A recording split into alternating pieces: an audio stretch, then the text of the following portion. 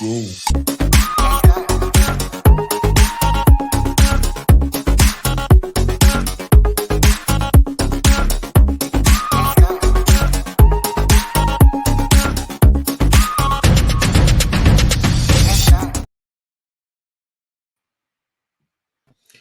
Hey everyone. Hey everyone. Welcome to Rockhound Talk Live, the only live Rockhound podcast on Facebook and YouTube. So welcome.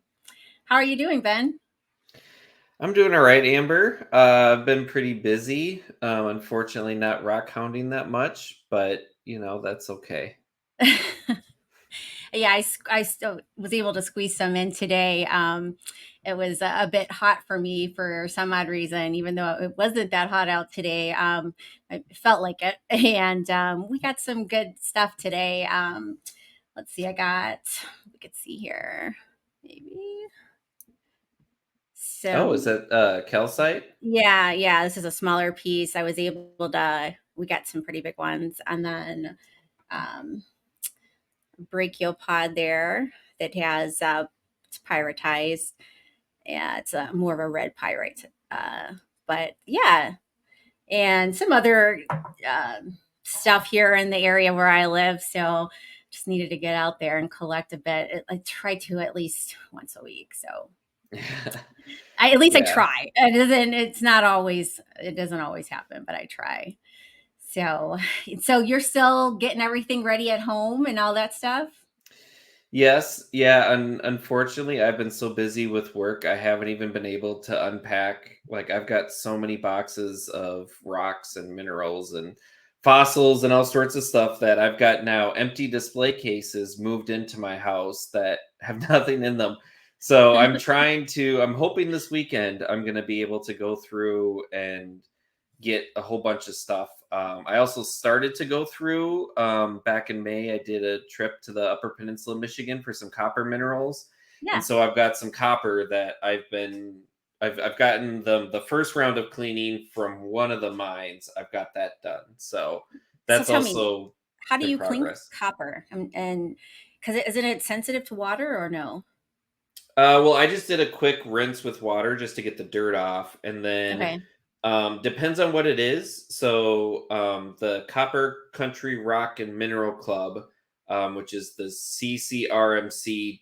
ccrmc.org, I believe is their website. They actually have an interesting article on their website of cleaning with sulfamic acid. Okay. We did a joint field trip with them, and one of the people from their club mentioned some of the cleaning things. And so I found some really nice things. Like, I found a chisel chip. So, for those that don't know, back in the 1800s, you couldn't just transport a huge, massive piece of copper. You had to chisel it down to smaller pieces. And what they would do is when they would try to get smaller, sometimes you would have like if you were to chisel anything that's soft, you might have like a sliver that came off. And I actually found a piece of that. And they told me it's rare, and so don't clean it with sulfamic because it could actually damage the copper. Oh, It's sulfamic's more of like if you have a bunch of pieces, you can just throw it in and not worry about it. okay. So they told me to actually use just soap and water to clean Okay. it. Other pieces that are maybe not quite as fragile, but a little bit, sort of in between, that I've been told to use vinegar to try to get some of the calcite and Okay. things off. Okay. Um, but then to go, like, if you've got a whole bunch of them, you can use sulfamic acid. There's also I've heard of a thing called copper bright, which is for like Okay. copper, like Like um, polishing? yeah. So if you have like copper, like Is decorative it, things that you need to yeah. polish, Yeah.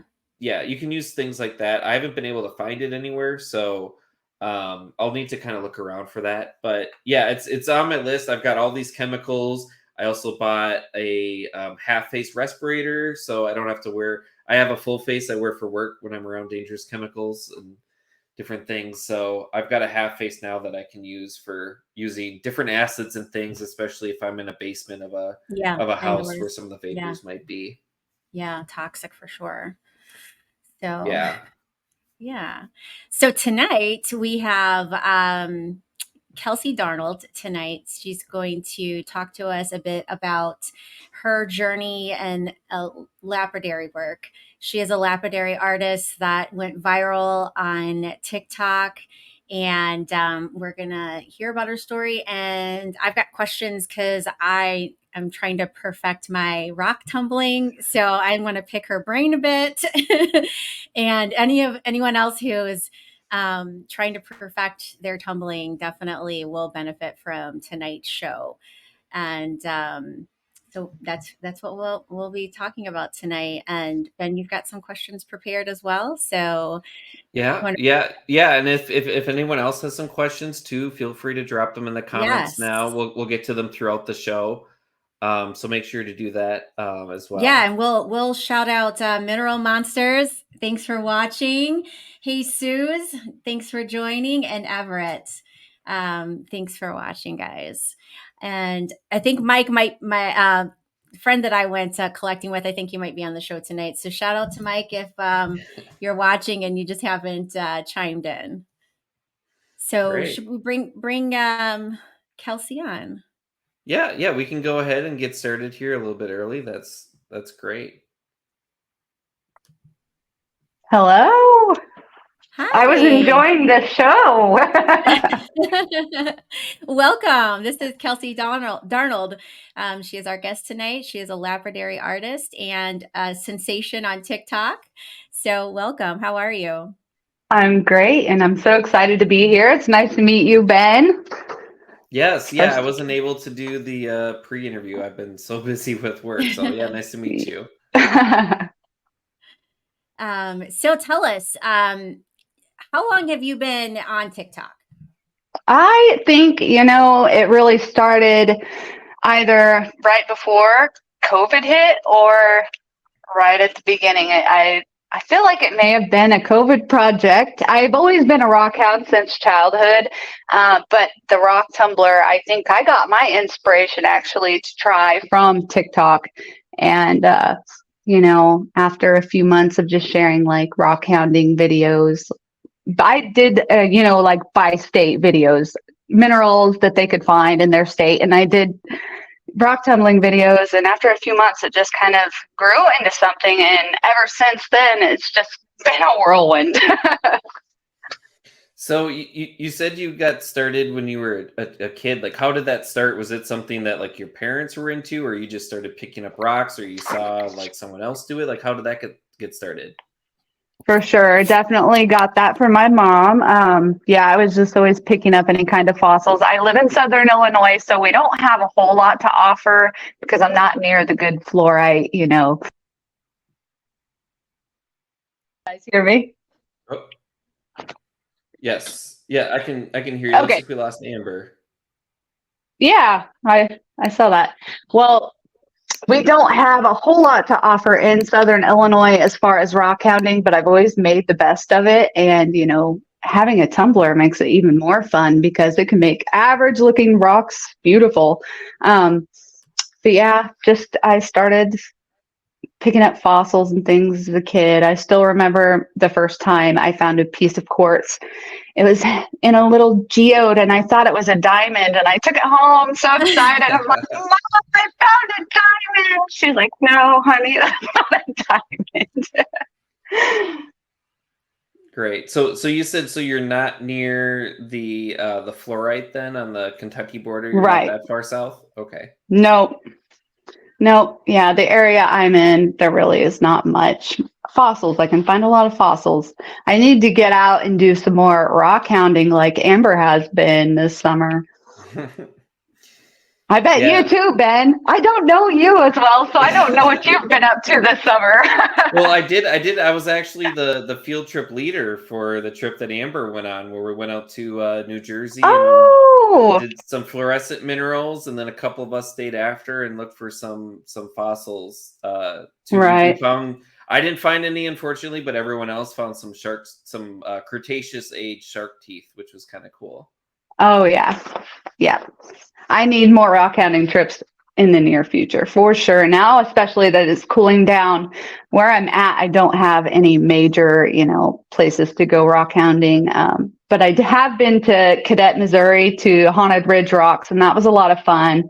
And I think Arkansas might be my next stop, if not Haunted Ridge again. Yes, I'm hoping to go down to Haunted Ridge before it gets too cold. Um, Yes. like just it's like 8 hours. I just want to take a weekend because I've yet to make it there, and they've got some gorgeous, like just like the agate, lace agate, and the druzy. It's just Hmm. it's fantastic. So it's on Yeah. my list for sure. And you're not too far from there, are you?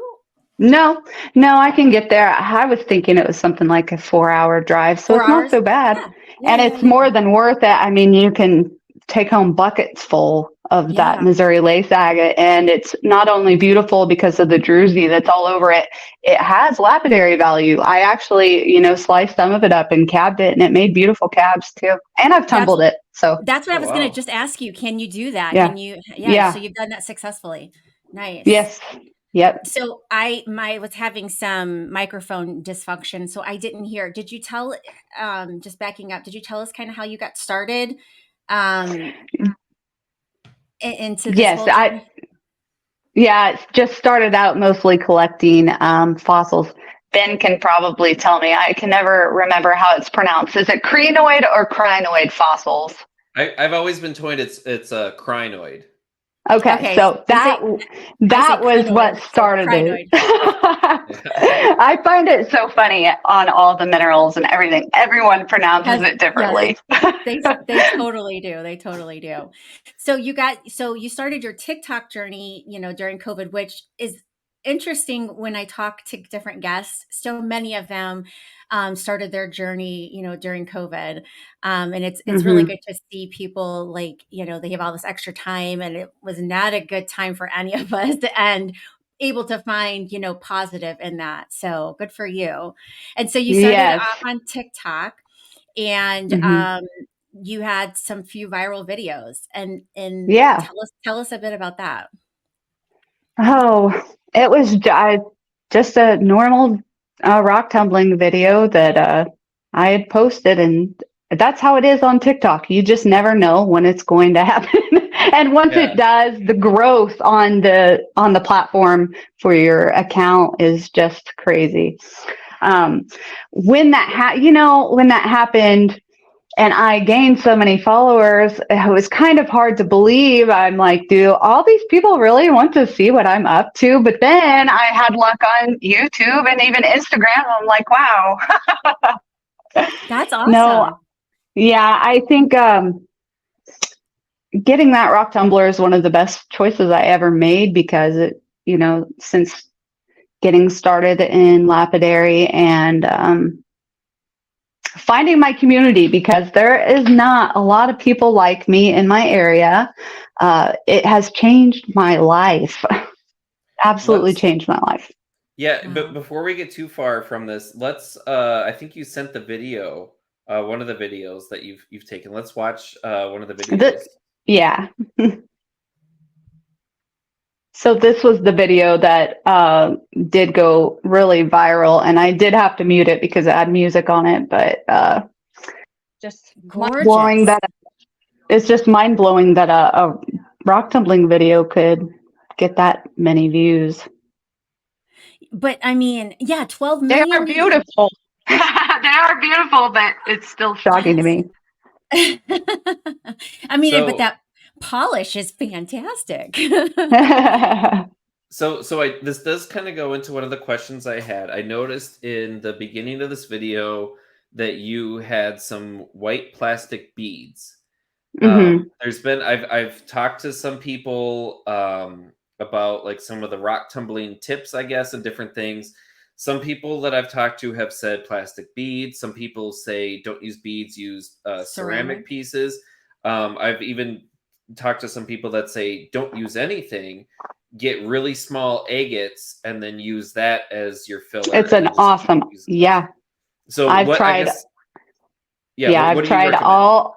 all of those techniques. That video was taken well over a year or two ago. So my technique is a little different. And I usually finish stage 3 and 4 with ceramics. And for stage 1 and 2, I don't use ceramics or pellets or anything because I think it slows down the grinding process in your rock tumbler. I've found if I like you said, if I need a little filler, I'm just going to go get, who has the perfect things for filler. Rough Stone Rocks has these little carnelian nodules. They're like pea-sized and a little bit bigger. If I need filler, that's what I'm going to use, because why waste the space in your rock tumbler, you know? Yeah. Right. Yeah. So what tumbler do you use? What's the brand? So I use 3 different types, actually. I use Lortone 33B, a Chicago Electric dual rock tumbler, and then the Lortone QT12s. 3 brands, but 4 rock tumblers, and I use a Tumblebee. I try to use a little bit of everything, so that way I'm really familiar with the more common rock tumblers, so I'm able to help, people out that ask questions, Yeah. And what kind of grit do you, or not, like, what's the brand of grit that you used? I currently, ever since I've started, I've stuck with the Rock Shed. Their grit and polish is great. Nice. Okay. Because I'm looking at what I'm having and I'm not too satisfied with it. So I'm looking at trying to get another kind, and I'm just like, there's other ones and I don't know which one's the best. So the Rock Shed. Right. Okay. I've had really good luck too with Kingsley North in Mm-hmm. Michigan. They've got some really good stuff. Although I will say the town I just moved to in Minnesota has the Minnesota Lapidary supply, and they've got a whole bunch of grit, which I found out the last time I was in there. They actually offer a discount if you are a member of a rock and mineral club. So Wow. I'm going to have to take advantage of that. But right now I've got so much grit because I haven't been able to tumble in a while. And I actually picked up, someone was giving away stuff for free, which is another thing. If you follow Facebook groups and stuff, every so often, like I've run into people that they decide they don't want to tumble anymore, and they have all this grit that they just want to get rid of. And I've got just so much grit now that I need to start using it. It just blows my mind that anyone would not want to rock tumble anymore. Right. Like I said, I started 3 or 4 years ago, and I have tumbled rocks literally every day since. Wow.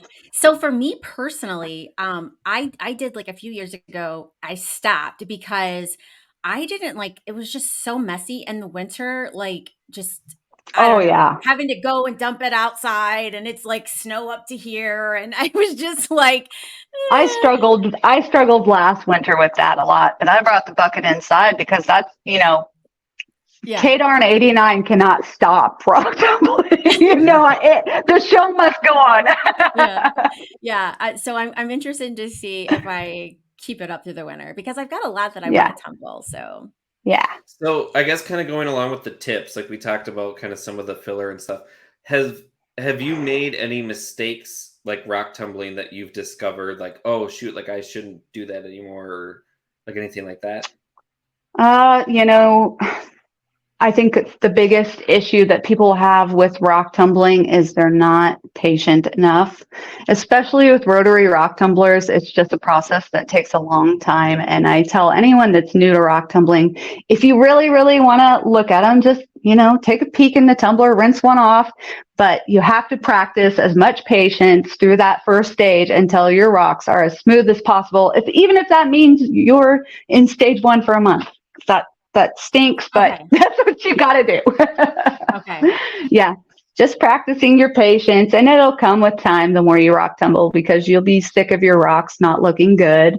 Right. And yeah. And then another thing that did happen, I went through this phase for like a month where my rocks were not coming out shiny. And Yes, that's what I want to dive into. it was because I was using too many ceramic pellets in the final stage, and it's just not getting enough motion to get a good polish. So that was a huge mistake I did. And I could not figure out for the life of me what was happening. But Sean from the Rock Shed, he said, "You're not using too many plastic pellets, are you?" And sure enough, that was the problem. Yeah, I have noticed too that when I've done tumbling that you really need that wide range of sizes too. Mhm. I've noticed that if I try to stuff it with too many large pieces, I end up getting some pits and different things too that Mhm. I don't see when I use a lot more smaller stones. Yeah, my QT12, which is a 12-pound rock tumbler made by Lortone, is not really a rock tumbler I recommend. The thing is my enemy. I love it, but I hate it because there's nothing like dumping out 12 pounds of beautiful rocks. But because it's such a big barrel, the rocks just have too much room, and by the end of it, you've got damage, and half of it looks bad, the other half's beautiful. It's just not one I would recommend for everyone. So we did have a question come through. Suze was wondering if you could mention like what you think is the best type of rock to tumble. She said her son was given a tumbler for a Christmas gift. So if you are new to rock tumbling, it's going to be really tempting to tumble things like fluorite because it's beautiful. You're going to want to, here's what I always tell people, go on Google and you're going to Google search Mohs hardness scale mineral list and then hit images. And this image is going to pop up and it's going to have all the common materials listed. And it's going to tell you on a scale of 1 to 10 how hard each different mineral or rock is. So 1 would be the softest, 10 would be the hardest. You're going to want to stay, in the 7 to 8 range. So agates, jasper, petrified wood, all of these are the things I most frequently tumble. Materials like mookaite, polychrome, all of that would be, polychrome is probably my number 1 pick for someone new to rock tumbling. That would be a great one to start with. I'm not sure. Where's quartz on the Mohs scale? Would you recommend? It gets like I think it's a 7. Oh, okay. Yeah. So like fluorite is going to be a 4, and it does not do well in a rope. They'll just, by the end of it, they're beaten up and they don't look good. So, I haven't gotten a vibratory tumbler yet because I hear they're loud and I really don't have the space for it. But maybe it would be more appropriate to tumble fluorite in a vibratory tumbler. Ben, you do rock tumble? Do you own a vibratory tumbler? No, I just have the rotating one. And I will say to anyone that's like concerned, because I've seen a lot of people that like on Facebook, they'll ask about it and they'll say, like how much noise does it make? I've used the rotating tumbler in 3 different apartments, I think. No one's ever complained about anything. If you put it in like a separate room or off, somewhere, it just kind of sounds like a light rain almost. If you're like kind of, if it's like around rain music, yeah. So it's white noise, it's really not that loud because it's a rubber barrel, and so that really dampens a lot of it. I know some people, they'll get like I think it's like National Geographic has like a plastic one or something, and those are very dangerous because they can break. And I actually had a friend who bought a rock tumbler for one of their kids, and it was one of the really cheap ones, and it busted during its cycle and got grit and things everywhere. So make sure if you are interested in it, like definitely get something that's a little bit more money. But like the lower tones, like I'm not sure, like I guess that's another good question. Like what kind of maintenance have you had to do? Because from what I've heard from a lot of people, the lower tones, if you take care of them, they will last forever. Yeah, I'm still using the same 33B I've been using.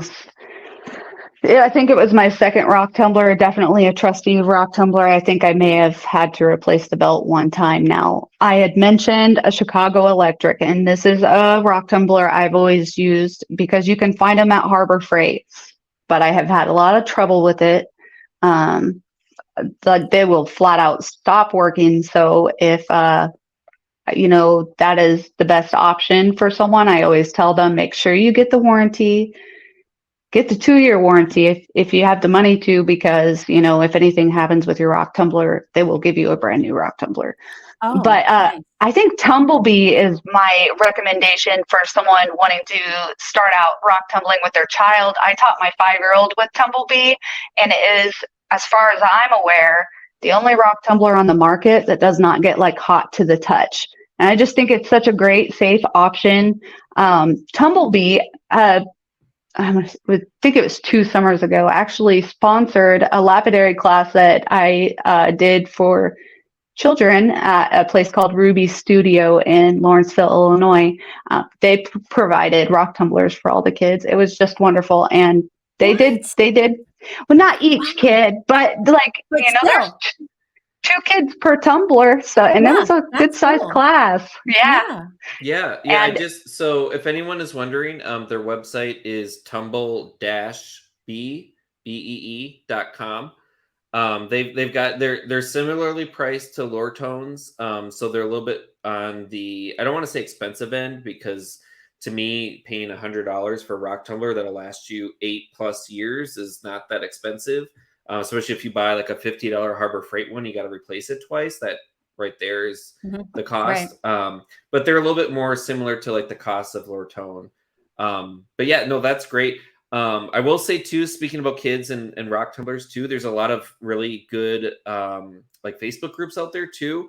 If anyone is interested in kind of helping some of the special needs people too, there's actually a Facebook group called Rock Tumblers for Autism, I think it is. And it helps people with autism get into rock tumbling. If anyone's interested in that, I've been involved in the group for a little while. So I'm going to have to check that out. Yeah, there's a lot of really cool resources, and Facebook is a really great way too to kind of pair people with sending rocks and things like that too. But yeah, no, that's really great. I was actually going to ask you about the Ruby Studio thing, because I was sort of looking at them a little bit. They look like they're mainly focused on like music, but they do some kind of art stuff. So how did that happen where you were like teaching classes?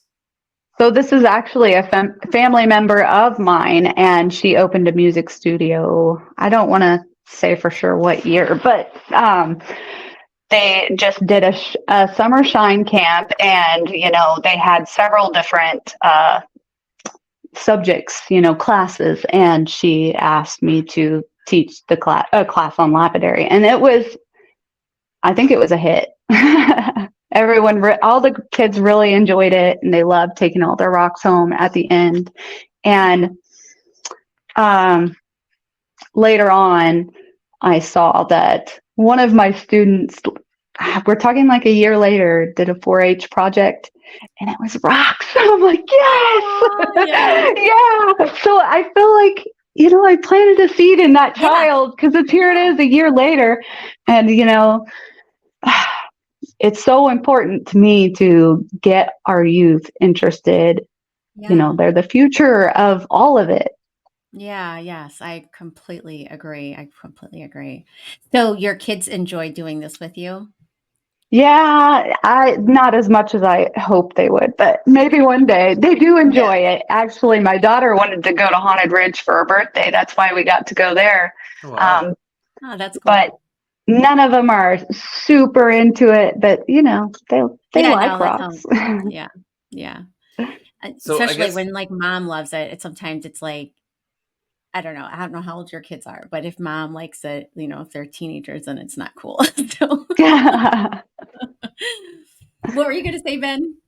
So, I guess so. I was, kind of looking through some of your old videos, because I'd seen some of them, but the one I hadn't seen until today, you mentioned sort of, I guess, like some of your journey where you said that you started like your business with like $500, and that you actually like sold off your collection to like fund this.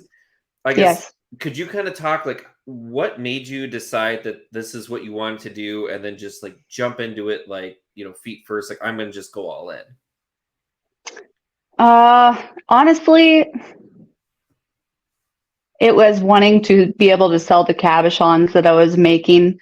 It kind of went from me just rock tumbling and making cabochons to everyone wanting to buy them and me needing to do it legally. And then, it just kind of grew from there. I think I invested a lot of time into my TikTok, and I grew my following well over 300,000. And I noticed that my views were going down, and I didn't know why. So I started, exploring other apps. And then I also decided I'm not letting this work go to waste. And I got the guts to file my LLC, I believe in 2001. And then I was scared for 7 months and didn't do a thing with it. And finally got in touch with the right people to help me get it going, and it's just been great. And I had already made so many wonderful friends on TikTok, and they've just all been more than happy to support me. And I've brought them along on the journey from the start, and they get to kind of sit back and watch me go through the journey of learning how to own a business. I waitressed from 16 to 27, and I was that type that was always scared to try new things. And this is where it comes back to me saying, buying that rock tumbler, I cannot tell you what it did for me to find my community. I just started thriving ever since. It's absolutely amazing the things I have done over the last 3 years. Even, when it came down to me getting a sponsorship from Cab King, when you haven't worked around any kind of equipment or used saws, that is very intimidating. It's very intimidating, especially when you don't have anyone to teach you how to do it. And like I said, there's no one in my area to teach me. So, Wow. when you're dealing with saws, you got fast wheels spinning close to your face. It can be intimidating. And, I put that machine together myself, and I learned how to cab all by myself from one YouTube video. That's incredible. I love that. That is absolutely incredible. So going with that, so a couple things. The first thing is, if people want to buy some of your cabochons and things, where can they do that? So I have started an Instagram. I do have one on Facebook, though I'm currently not doing anything with the Facebook. If you go to thecrystal.cellar, thecrystal.cellar, you can buy cabochons there through PM, but the majority of my sales for the moment are done through lives, because that honestly keeps me so busy that I have not been able to do a website or anything like that yet. Are you talking about Facebook Lives or Instagram Lives or TikTok actually? Oh, yeah. TikTok. Okay. I do on Instagram every once in a while, but more frequently TikTok, just because that's where my larger following is. So. Okay, and just to remind people, it's KDarn89 is across. Mm-hmm. I think it's everything: Facebook, Instagram, TikTok. Yep. And it's all, I try to all inside of the link of the show as well.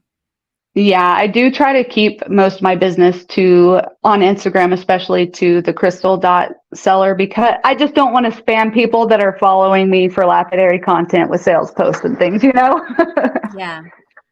That's and then, so I guess the second thing, so you talked about the Cab King.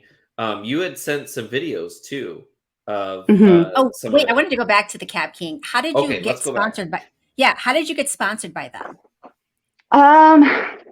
So I had, I think, grown my following, and I had built a really nice community, and I had always wanted to learn how to cab. But, I'm a mom of 4, so something like a cabbing machine is going to be the last priority when it comes to like financial stuff. And right. I had taken this position where I was teaching the community how to rock tumble, and I wanted the challenge of teaching and sharing my journey with cabbing. And I reached out to multiple companies. Some of them set up meetings with me and stood me up, and Cab King was like, come on. And they sent me a cabbing machine, and they have, I hold that company so close and dear to my heart. That was like, that's incredible. A really big accomplishment for me, and I've just been so proud to represent them in any way I can, and I hope I've made them proud. And can't say enough good things about that company, just even how they handled their business, because I know many people that have bought from them, and they're just and you have a discount too available if people want to purchase, correct? Yes, I do. And that's also noted in the show. Whether you're watching on Facebook or YouTube, we do have a link to receive a discount on a Cab King through Kelsey. Yes, and I think that code is KD89. I actually have a high-tech diamond one too, but I don't think I have it posted anywhere. Because High-Tech Diamond and Cab King are actually sister companies along with Tumblebee. Oh, And okay, nice. yeah. And Ben, you were going to show a video? Yeah, I guess you had sent a few videos. Is there any like particular one that you want to show right now, or should I just pick one?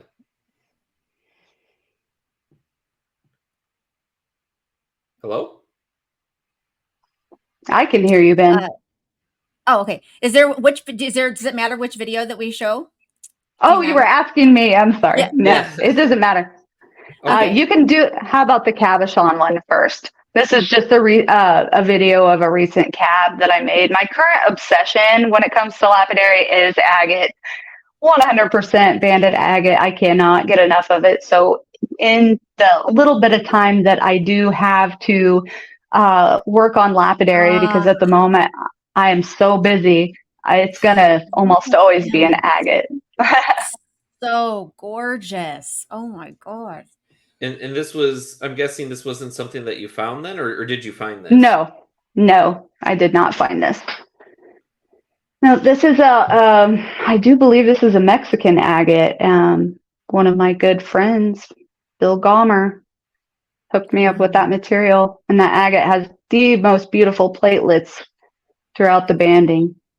It is gorgeous. And now let me ask on the Cab King, like just that specific cabochon, how long did it take you to make? It really depends on how, what details you're going to put into your cabochon, but that one probably took me about 30 minutes, 45 minutes. Really? No more than an hour. Yeah. Wow. Do you have like step-by-step videos to explain how to do this, or I know you got a lot of videos. I just didn't know if you had kind of show someone how to do it. I do believe I do on TikTok. Okay. Cool.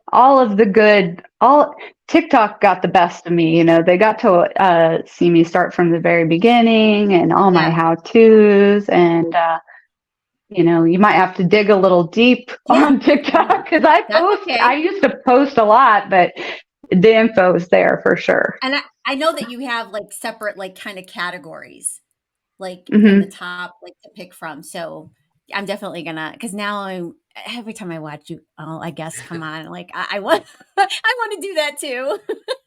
I really need to redo that. If you're talking about the how to rock tumble videos, because my technique has changed a lot since I made those, but those techniques will still get you good results. So I guess, you mentioned how like you started like, I guess, collecting rocks as a kid, and then you went to tumblers, and like, how did you make the jump then to doing like lapidary and all the cabochons? Like, was that something that you just saw other people doing and you're interested in, or is it something that you always wanted to do? I've wanted to rock tumble for a very long time, but again, I think TikTok inspired me to get the rock tumbler, and then Facebook groups, like you said, Ben. There's wonderful Facebook groups that were so helpful with all my questions to like at least get me started on the right foot, Yeah. Right. And then you just grew kind of from there. I'm so impressed that you literally just like taught yourself. Like, that's just impressive. I know. I look back and I just cannot believe that I'm just a different person than I was even 5 years ago. How you said like it would be intimidating because you've got everything's spinning fast, this big machine. That's how I would be looking at it like, oh my gosh, this is or my first time using a trim saw. I had never used any type of saw prior to that, so that's so so we did have a couple I guess comments and questions things too. So I know earlier we mentioned about Southern Illinois and the fluorite. And I know just a little bit, north, there was some, there's the classic Mason Creek fossils. Have you done any of these? No, number one billiard is mentioning Mason Creek, but also the Calamine trilobites from Grafton. I've never even heard of them, to be honest. Well, Well, I know what they are, but I didn't know they were in Illinois. So I'd love to hear more on that. I will Message say, me. so I was in Chicago for like three years or so. And I knew people that went to find Mason Creek fossils. Unless you know of an area, it's like very hard to find them because there is a public area, but you can't dig. So everything gets so picked over that you can't find anything. And it's also in an area that they flooded for, I think it's like a power plant or something or wastewater plant that they've like kind of flooded different areas. And so it's very hard to even get to certain areas. So I know for Mason Creek fossils, at least, they're very hard to get. And then if you do get Mason Creek fossils, just something I've learned from people when I was in Chicago is you don't cut them. You actually do a freeze thaw method where some people say it takes a year, but you put them in the freezer, let them freeze, and then you take them out, maybe heat them up slightly, and then you put them back in the freezer, and you do that just to naturally have them break along where the fossils are. I think I have seen my friend rock hunter Mark do that, and he lives in Missouri, and he finds a lot of great fossils, and I think I've seen him do that technique that you're talking about. Okay. And then we did have one other question too about if you've done any chain coral from the Great Lakes. As far as cabbing, or have I found it?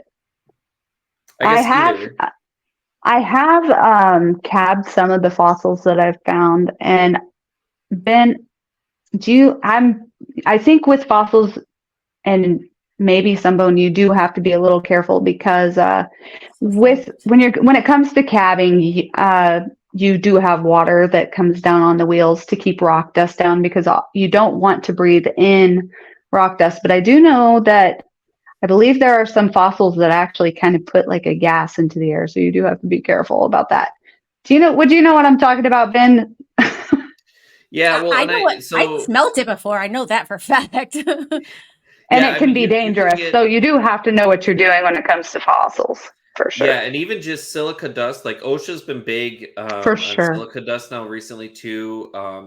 There was, I wish I remembered it, but it was a few years ago. There was actually an article in one of the I think it was the American Federation, or not the American Federation, the Midwest Federation of Mineralogical Societies. So you have your club, and then like we were part of the Midwest, and they put out some articles every month or couple months, and there was someone in there that actually did like a safety article, and they mentioned that they just felt like they were too cool or they didn't think too much about not wearing a respirator while they were doing a bunch of cabbing, and they ended up getting the silicosis of the lungs, which is like asbestosis with asbestos, but instead of asbestos, you got silica that gets into your lungs, and then because it's, I mean, I mentioned it earlier on the podcast, but quartz is like the cockroach of minerals because it just won't die. That's what all your sand turns into. It's all the quartz.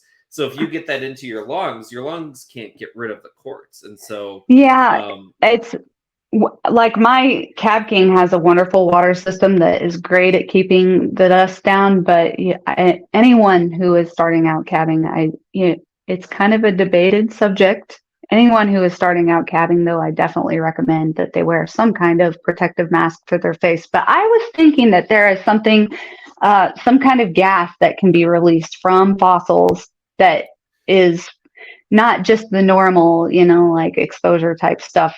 Like it can make you sick quick.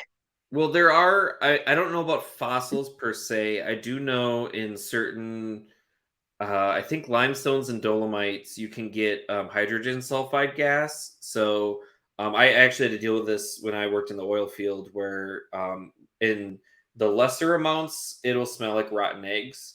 But there actually is a point where the hydrogen sulfide actually gets to be too much where you don't smell it. You also get what's called olfactory fatigue, which is where after you smell it for a while, you kind of get used to it and then you don't smell it. And obviously doing things on a cab, you're probably not getting enough to where you're going to like pass out. But that's just something to keep in mind. I guess we'll do. And then I know like I even saw one of your videos too, where you mentioned like some of like, I guess it's important to know like what you're cutting and what might the dangers be. Cause I did see like you had one where you mentioned about malachite. Yeah. So with something like malachite, I'm going to even wear gloves because I don't know. Malachite's just known as one of those especially toxic minerals, and you don't know what all is going to be absorbed through your skin. So if I'm going to be cutting anything like malachite or chrysocolla or something that I know to be especially, toxic, I'm going to wear gloves as well. That makes That's sense. just, I mean, you got to be safe. I don't know if that's what all lapidary artists do, but I have anxiety, so healthy anxiety, so I wear gloves. Yeah. No, I have and a question about. it's I was just gonna say it's all about just like knowledge is power. Yeah. Whenever I teach kids about rocks, I usually have a piece of galena, and I always tell them this does contain lead, so make sure before you go to lunch, wash your hands. You're not gonna For die. sure. Yeah. It's not gonna be anything dangerous, but just just the little things like that. Just make sure you take care of Yeah. yourself. Yeah. You don't want to ingest that. I was going to Yeah. ask back to tumbling. So I know a common thing, like you said, a lot of new tumblers have problems with the shine, but also I've noticed a lot of people are posting in the rock groups is like you'll have the little white specks like on there, like you're at the final stage and it's supposed to be done, and then you've got these little white specks. Like, do you know what I'm talking about? Like where it's like it's kind of it might be from tiny little. It's like a dull. It's like a dullness with like, and it looks like powder still on them. And it's like, how do you get rid of that? And so what I think you might, I do. That's where I was going to say, I think what you're talking about could probably be resolved with a burnish, and you can use either ivory soap or borax. You don't want to use other soaps. I've always been told because there's additives and other soaps that can be harmful to your rubber barrel. I started out using ivory soap, but I found that borax works just as well, and it's actually more simple because you're not having to grind it up. But some people will use a short burnish after each stage. For me personally, I use a burnish before and after my final polish, and my results are just fine. okay. Everyone after they've rock tumbled a while forms their own technique. So. And how long do you burnish? Like, how long do you put them in there? Like, is it for a few hours, a few days? It doesn't need any more than 24 hours. Normally, I would probably run a burnish 8 hours. Okay. You don't want your rocks rolling around longer than they absolutely have to, because the longer they roll around, it gives it more chance for your rocks to be damaged, in my opinion. So, Yeah, that makes sense. So I was looking at some of your videos, and it looks like when you transfer from one stage to the next, you've got like a 5-gallon bucket with like a sieve over the top, and that's like you dump the rocks onto the sieve and clean them off. Is that what you do then to kind of clean out the rocks between each stage? Like, I guess I'm just asking because it's like each person has their own method, and so like I guess I've been super paranoid because it's been drilled into my head that like, if there's any grit that carries over from one stage to the next, you can ruin it. And so I'll do a sieve with water, and then I will like clean out the barrel super clean. And then I actually put my rocks into an ultrasonic cleaner to try to make sure I get like everything off. So like, is that like too much, or like, I guess, I don't know, like, what were your thoughts? Again, everyone has their own techniques, and I do know people that would go and do that much, and they have wonderful results. I'm just kind of, go with the flow. I just don't get into it that deeply, and I feel like my results are pretty good. I've never, had cross contamination when it comes to rock tumbling, so I've never had that issue. And I do scrub out my barrel before each stage, and I will rinse my rocks really well. But that's literally all I do. And then the burnish, of course. Right. And then I guess the big question is, what do you do with your like spent grit when you're done with it? Because I know everyone's been told, do not put it down your sink drain because it'll harden your sink drain.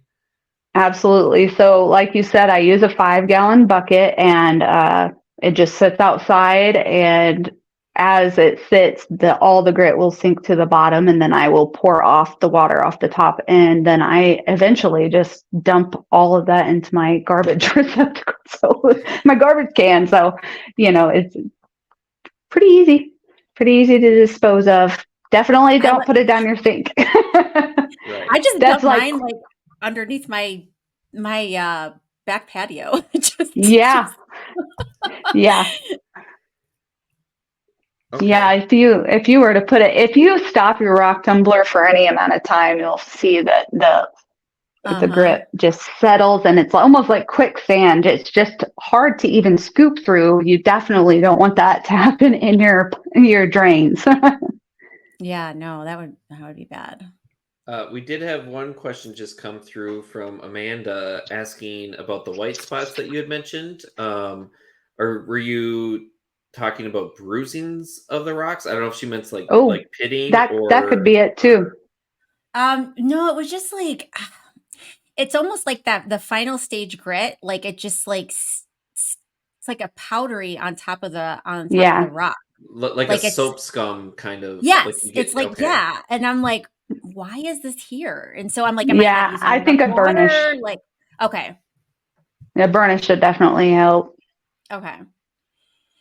I've got some burnishing right now, so I'm like, when we get off tonight, I'm gonna go check. Yeah, I think it should do well. All right, I have 4 questions. They're all about your favorite rock or mineral. Ooh. And I want to know. All right, the first question is your favorite rock or mineral to tumble. Agate. Is there any particular agate or just agates in general? Oh, all of them. I love them all. Okay. Joshua Ritter and Gene from the gem shop got Malawi agates into the U.S. They work together. I don't know if you guys know who the gem shop is, but I got some of those, and something about the first couple times I cut those just got me hooked. And it seems like now all I want to do is tumble, cab, cut, agate. Yeah. I will say I've actually bought some stuff from Josh Ritter. If anyone's interested, it's the agate. He's bag. great.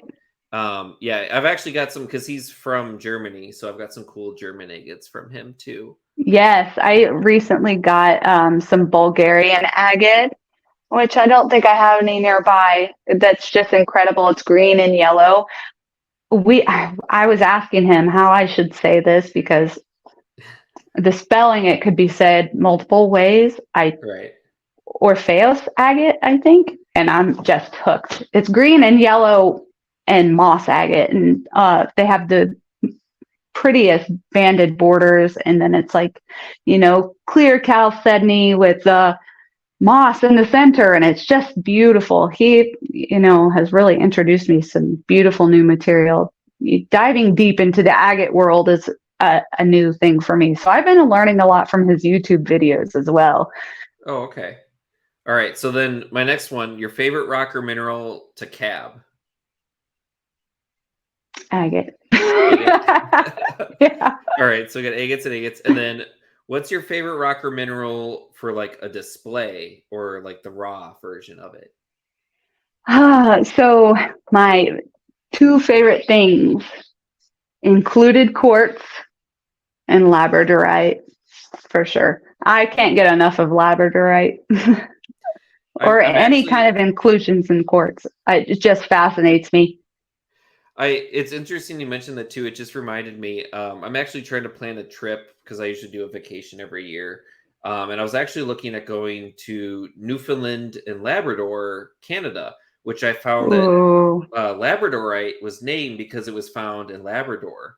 And I found an article recently where there was actually someone who has, they do lapidary and things in Labrador, and they were very upset because a lot of the rock shops are bringing in labradorite from like Madagascar, and they're not sourcing it from Canada, which just seems like a sin to have it where it's named for your place and you're bringing it in from somewhere else.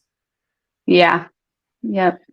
But I don't okay. know if this is true. Maybe you can confirm, Ben, but I've always been told that do know people that have found pieces of raw labradorite around the Great Lakes.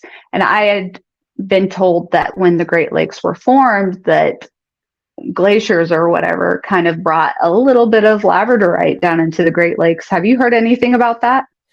I did research a little bit. I haven't been able to find anything because I've heard people say in different parts of Canada they have found it. But I don't fully know. It's the Great Lakes are very odd because like Lake Superior, for anyone that doesn't know, Lake Superior formed from a failed rift system. So when Lake Superior was forming 1 billion years ago, the Earth was actually splitting apart. Oh, This is okay. actually what's happening right now in the African Great Lakes. So, like Lake Malawi in Africa is actually part because it's literally splitting apart. Mm-hmm. And then for some reason, it just turned off in America. It just stopped. So, and it's you can even see it almost down towards the Twin Cities. There's like geomagnetic anomalies and things that they can actually see. The crust was splitting and it just kind of stopped. But as part of that splitting, then you have all this volcanism, which then forms the volcanic rocks that the Lake Superior agates form in. And so there's just a lot of really odd, like geological things going on because you have 1 billion years of this volcanism and different geological processes going on. And then you've got all of the like different orogenies. And then also you've got probably one of the biggest meteorite impacts in the Sudbury meteorite impact. So there's so much interesting things going on. And then you've got the glaciers just going on. We're just going to shove all this stuff in, in different parts too. So that part's true then. That part about the glaciers possibly bringing some labradorite down can be true because I do know multiple people that have found little chunks of labradorite. Now I can't say which lake it was in, but I think that would be cool to find. There's definitely labradorite in New York as well. So, yes, I've heard that. There's a Great Lake there too. So the Great Lake State. So there's definitely labradorite. Whether which state has, I know for sure New York does. So, but as terms of like on the beach, I know that there's like an actual like deposit in New York. So. Mm-hmm. Okay, so then my last fourth and final one. What is your favorite rock or mineral that you have collected? Fluorite. And are you talking about Illinois fluorite, or are you talking about? Okay. Yes. As I was saying, there's not a whole lot in Illinois to Rockhound for, so I've picked a lot of gravel. I hop down right into creeks. I don't know if this is for every state, but in Illinois, creeks are public waterways. So, if it's got like a bridge, like a highway bridge over it, there's a good chance that's a public waterway. I mean, I'm not telling you to go out into the country and go get in someone's creek. That's not what I'm saying. Be careful about how you do it. But that's where I've spent a lot of my time rock hounding gravel, creeks and things like that. And because I am so close to the fluorite mines, fluorspar mines in southern Illinois, I think some of it has been brought up in the form of gravel or rock for whatever reason. And I found that, and I found some actually really beautiful pieces. And then I did get to go down to southern Illinois, where the fluorite mines are. And I have rock hounded in that area too. So that was really fun. But yeah, I got to represent fluorite because I live in the fluorite state. That's definitely my favorite that I found, but I really haven't had the opportunity to rock hound for much more than that. So that may change, but I think I'll always try to represent, Illinois fluorite. Yeah, I will say too, with like, especially the Illinois fluorite too, make sure you check like the property ownership. I actually went to Southern Illinois and did some collecting at some of the fluorite mines, like the Annabelle Lee mine and even the Minerva mine. And I went with a group, and then I actually found out a couple years ago that they have like some of them have changed ownerships, and now they have they will not let anyone on. Some of them are even being patrolled by like the sheriff.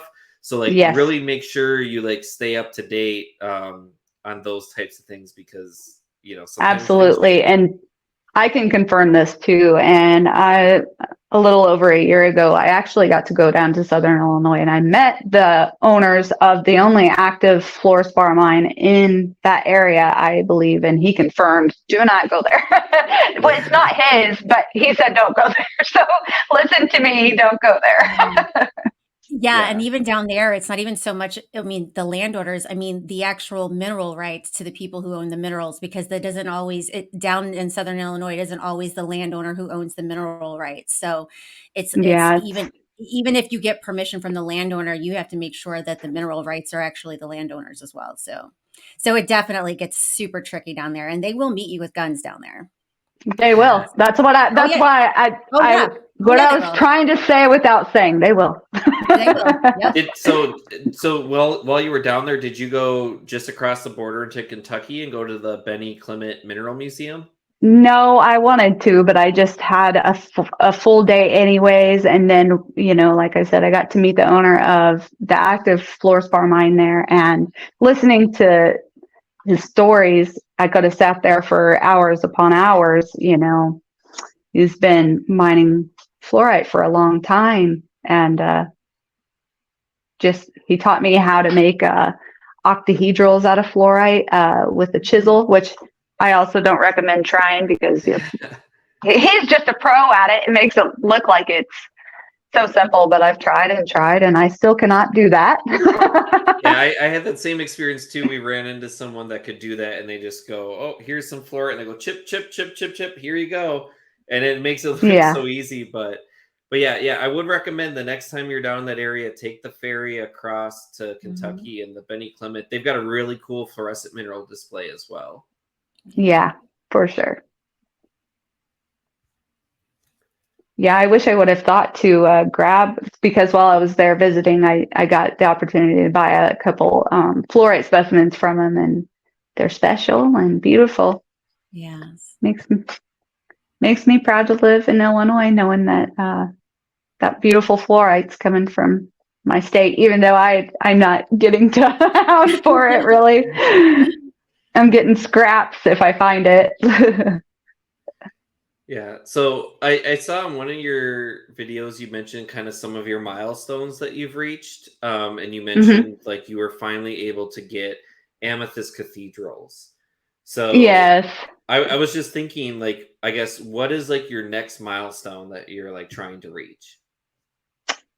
An employee, so I can get back to Lapidary, because I miss it so much. I really never, once things took off with Lapidary on social media, I really expected that was what I was going to be doing forever. I thought that was it. And then, with things not going how I expected them to on TikTok, I was trying to think of a plan B, but now I found that I really love selling crystals as well. I'm a little picky because I'm a lapidary artist and I know what a good polished rock looks like. Yeah, a lot of stuff that I buy is polished up, so that can be a challenge, being a lapidary artist and getting palm stones and spears and wanting to fix everything, and it's just you can't. But yeah, I forget where I was going with all that, but well, I do want to quick point out too, the Mineral Monsters did say to go collect some wolfenite in Arizona. I absolutely want to do that. Another big goal would, hire an employee so I can get back to Lapidary, because I miss it so much. But it just makes that time that I get on my calving machine, just calving therapy. Yeah. Love it. And I definitely want to get back to Lapidary. Another big goal is to reclaim my home. Because between the Lapidary and the business, I have no personal space left. So, I'm wanting to get a new space that people can also visit. Another thing I want to do is connect with my community, those close to me. And also, I am a member of the Evansville Lapidary Society, and I think that I haven't got to, be there often, but I would love to contribute to Evansville Lapidary Society more because our area really doesn't have anything to offer. That's about the closest thing to me, which Evansville, Indiana is over an hour from me, but it's 100% worth the drive because the people there, if you have a lapidary club within driving distance, take advantage of it, join it. It's a small membership per year, and the people there, their brains are just full of knowledge that they'd be so happy to share with you. It's one of the best resources when it comes to, wanting to learn lapidary. Find a lapidary club. If you've got a big city near you, search that and start there. I want to contribute more to my lapidary club in the future too. Definitely getting back to my roots of lapidary is a huge goal for me. Once I get an employee and have some help managing everything, that'll be a big goal. Wow, it's just Great. incredible just to listen to your story. Like you're talking about having an employee, and 3 years ago you started off doing Yeah. TikTok videos, and that's And at the time, I was incredible. a stay-at-home mom, and there's absolutely nothing wrong with being a waitress, but I did not feel fulfilled by my job. And, ever since I found my community and helping people, getting to work with all those children that summer, I feel so fulfilled, and it's just where I should have been all along. I'm just so glad to be here now, Yeah. and feel like I'm thriving and offering something to the world. It's a Been good great. feeling. It is. It's Yeah. Yeah. So before we sort of wrap up in a bit here too, you did send some more videos, so I just want to throw up some more videos here. So I can mute that. So I guess what was this? Is this one of the Malawi agates or? It sure is, yes. And I was so impressed with the bright colors inside the Malawi agates, and I think that's what got me hooked on them. Okay. That's what I've been spending a lot of time doing. If I have time for lapidary, I cannot stop cutting agates. It's like opening Christmas presents. Sometimes they're not pretty, but a lot of times they're just so beautiful. And what was Oh, what was yeah. this one here? That is a Koimedo. It's a pseudomorph though. And then Okay. that one is another Malawi. So pretty. Yeah. Wow. And I think we had one more. Let's see. Oh, yes. I really loved this one. Yeah, it's got a nice little like geo pocket. Mm-hmm. And what kind of agate is that? I'm thinking that might have been a type of agate from Argentina. I can't think of the name off the top of my head. I'm not sure on that one, to be honest. Okay. Yeah, no, those are all great. And then were those all from your TikTok, or like where did those videos come from? Yeah, a lot of them are on my TikTok, but they're on all my social medias. I'll share that to YouTube, Instagram, and TikTok. Okay, yeah. So just a reminder: K-Darn on Facebook, Instagram, and TikTok. I see a question from Mineral Monsters, who I actually met on TikTok, and they are wonderful, just the best hearts. I love that family so much. Am I going to Tucson? This is very hard for me to do. I'm a mom of 4. It's not easy for mom to be away very long, and Tucson's very far away. This is like another major goal for me. Tucson, I might cry if I ever make it to Tucson, but as my business grows and everything, this is becoming something that is actually achievable. So hopefully in the near future, I will be at Tucson, and I hope to meet everyone there. I'm just going through the questions here. Yeah. So Wayne actually said nice cuts. That actually was something I was going to ask you about, and I actually forgot until right now. I've talked to some people about this, so I'm curious about your thoughts on this. How do you decide how to cut like an agate nodule? Like, do you try to go Yes. like some people have said like you go the longest cut, like whatever's gonna be the longest cut? Do you like look for some kind of like that'll tell you like which way? Like, how do you decide how to or like where to Um, cut? on some agates, there's something called a window that can kind of give you a good idea of where you need to cut. But I bet that some of my cuts make the agate experts cringe. It's really not something that I'm super knowledgeable about yet. But yeah, I know that there are windows that can kind of give you a little view of maybe which way you should cut and things like that. I've always wondered that too, Ben, like which way to cut. Because I've got agates and I cut them and I cut them the wrong way. And then the banding is like all messed up. And I'm like, well, how would I know which way to start? So when you said to go the long way, that does make sense. So Yeah. that's something that I need to try the next time. Because I always, whenever I cut it, I cut like I don't cut where you can see a window. I cut through it and it looks messed up.